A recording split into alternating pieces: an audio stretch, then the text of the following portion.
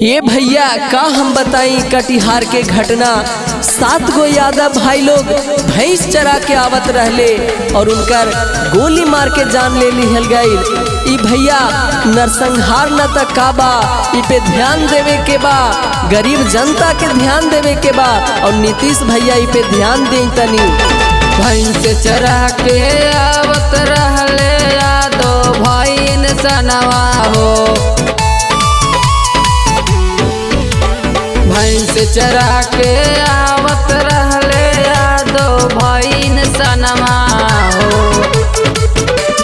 गोली मार के ले कई पपिया सबके जनवा हो, गोली मार के ले कई पपिया सबके जनवा हो। सुना हो तेजस्वी भई दिहा तनी ध्यानवा हो, गोली मार के ले कई पपिया सबके जनवा हो, गोली मार के ले कई पपिया सबके जनवा हो।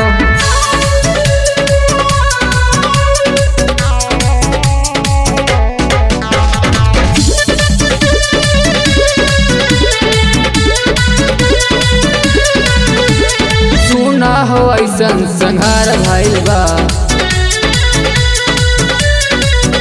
अपन यादो समाज पे प्रहार भइल बा।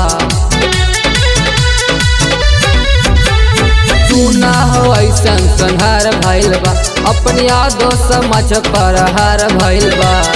तनी सा इधरो ध्यान दे दही, काहे चुप बड़ भैया हो।